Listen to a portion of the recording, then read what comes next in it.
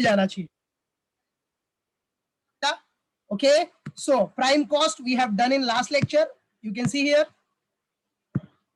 यहां तक हमने किया ही था बेटा प्राइम कॉस्ट तक, and after that we have continued from work overheads. So we have done it. See, you can see here. Work overheads में, फैक्ट्री ओवरहेड में technical director salary, factory rent, rates and insurance, depreciation on factory building, factory stationery total किया, फिर scrap minus किया तो 136,810 आया। फिर add opening stock of work in progress तो है ही नहीं, छोड़ दो। फिर less closing stock of work in progress आपका कितना था, कितना था बेटा, 1,20,260। ओके, तो ये आपने माइनस कर दिया। माइनस करने के बाद जो आएगा that will be your net answer.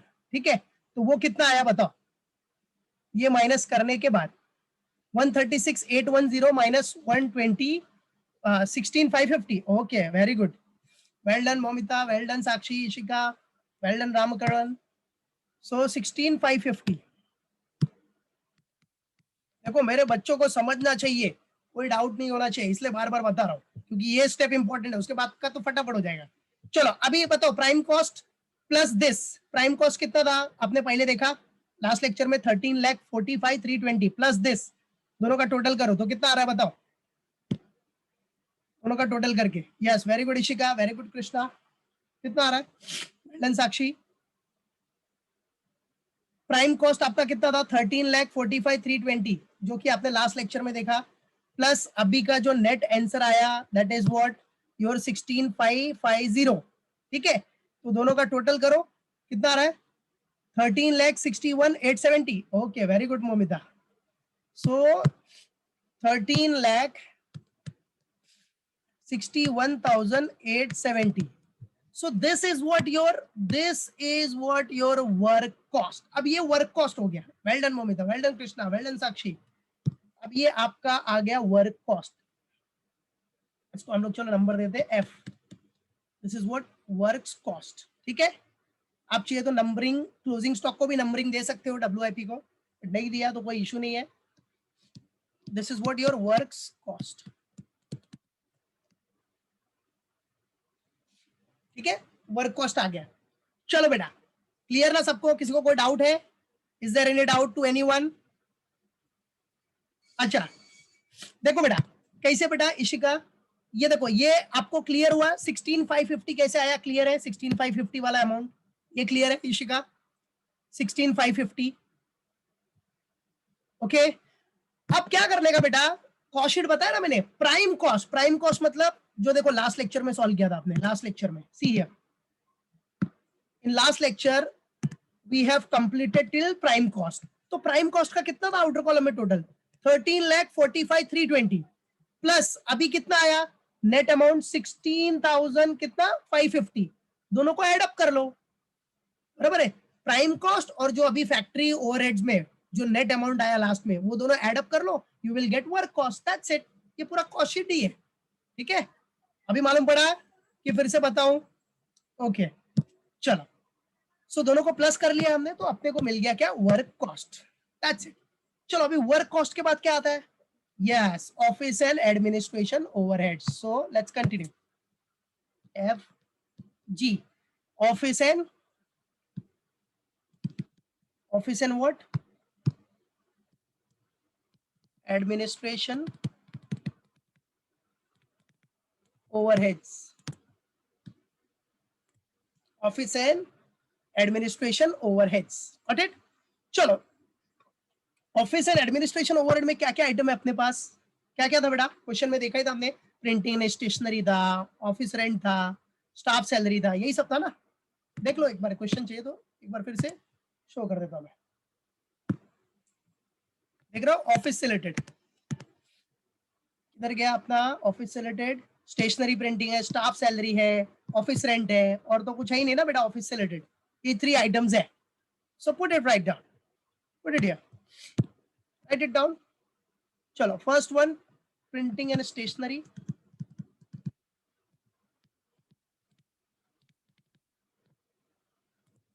चलो printing and stationery is what 12,200। Then next office rent,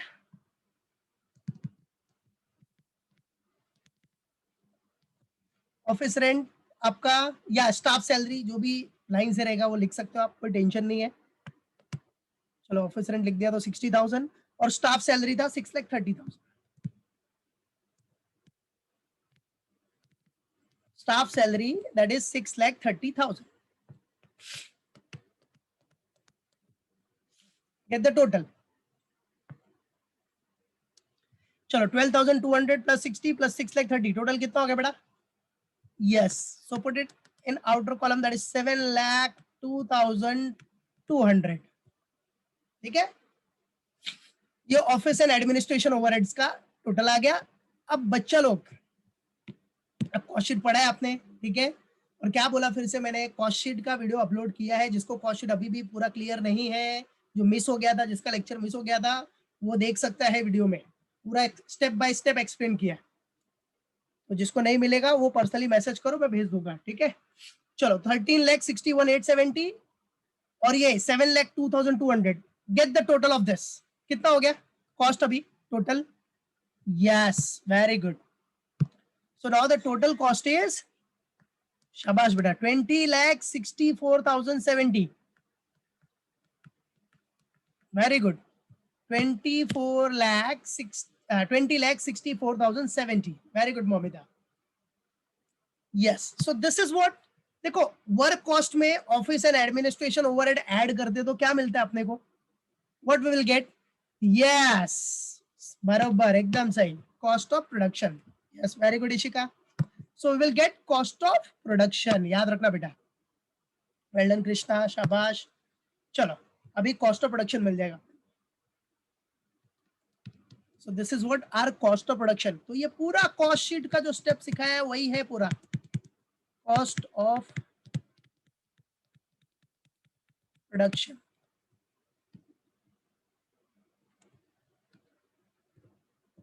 so this is cost of production. ठीक है बेटा, so we got cost of production also. Okay, done everyone. चलो now after cost of production, अभी cost of production के बाद क्या आता है बेटा? Add opening stock of finish goods and less closing stock of finish goods. पता है ना फॉर्मेट में, कॉस्ट शीट में। चलो आ जाओ, वही यूज करते। तो फॉर्मेट पहले मैं ड्रॉ कर देता हूं इधर ही, सेम कंटिन्यूड।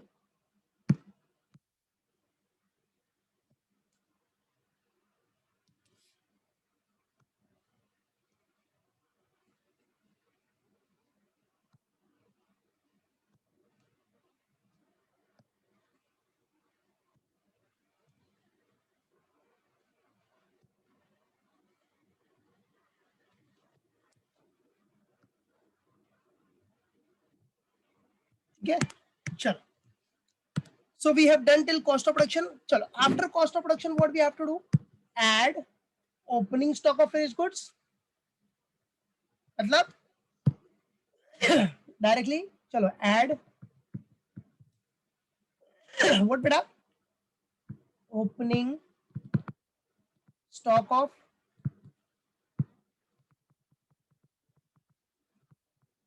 finished goods। चलो opening stock of finish goods अपना कितना है, तो क्वेश्चन में देख लो how much it is. Opening stock of finish goods, you can see here, opening stock of finish goods is what? 45,280। ठीक है, 45,280। यस, वेरी गुड बेटा, well done, well done Jayashree, well done Sakshi, well done Krishna. ठीक है, चलो आ जाओ। So this is 45,280 opening stock है।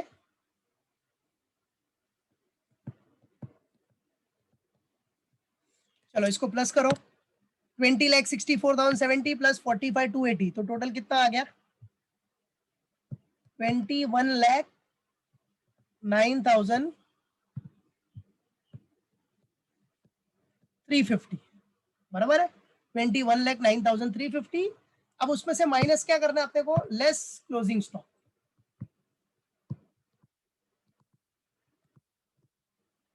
Less closing stock of finish goods.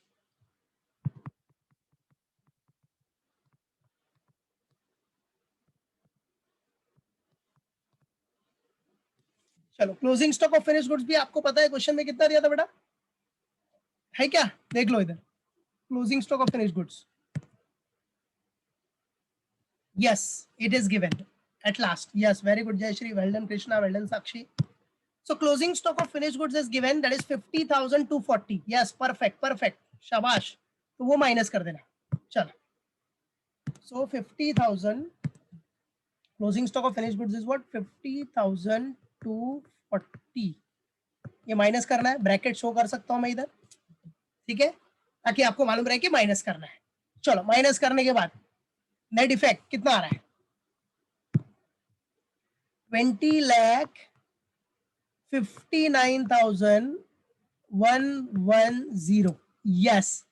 So this is what your cost of goods sold. अब ये H आइए आगे आपको क्या, ये आपका आगे बढ़ा. देखो कॉस्ट शीट में क्या बताया मैंने, कॉस्ट ऑफ प्रोडक्शन के बाद, after cost of production you add what? Opening stock of finished goods and you deduct closing stock of finished goods.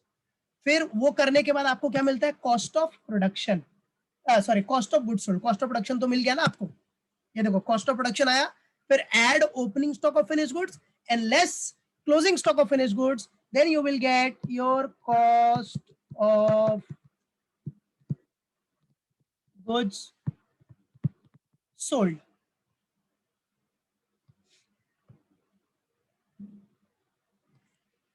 You will get your cost of goods sold. ठीक है, चलो. Now बच्चों, अभी cost of goods sold के बाद क्या आता है? What will come after cost of goods sold? Yes, selling and distribution overheads. So let's do it. Selling and distribution overheads. Yes बेटा, perfect perfect. Sales and distribution overheads. Very good Manisha, well done Momita. Yes, very good Ishika, well done Sakshi. Now, selling and distribution overheads. The sales and distribution overheads. चलो, अब sales and distribution overheads में चलो बोलो एक एक करके. First क्या आइटम था? कैरेज आउटवर्ड था आपका. Carriage outward, how much it is? 28,500. Carriage outward के बाद क्या था बेटा? Fees paid to brand ambassador, जो कि हमने क्वेश्चन में डिस्कस किया है पूरा लास्ट लेक्चर में. वो भी था fees paid to brand ambassador for, क्या है ये? सेलिंग एंड डिस्ट्रीब्यूशन पर्पस ही है ना बेटा, अपना सेल्स बढ़ाने के लिए कर रहे हैं ना आप लोग. Fees paid to brand ambassador.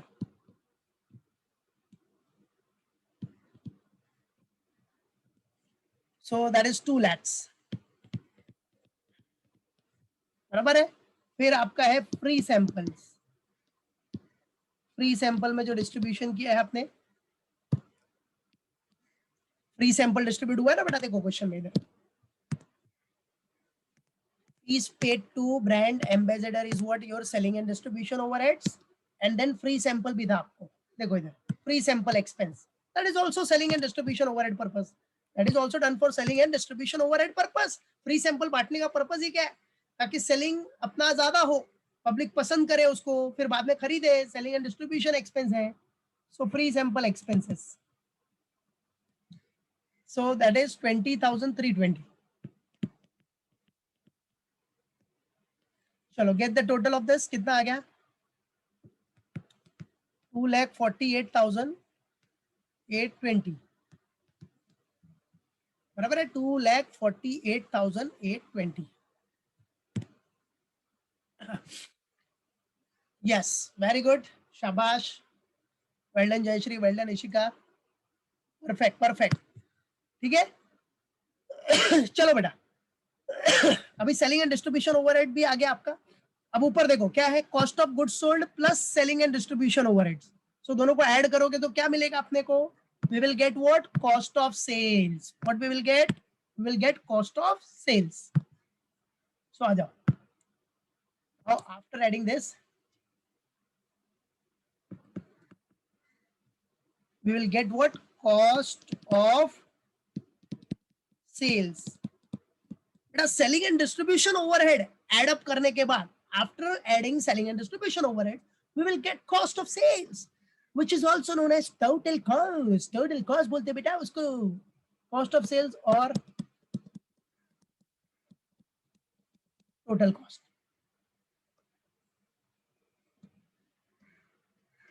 Cost of sales और total cost कितना हो गया बोलो? 20,59,110 plus this 2,48,820.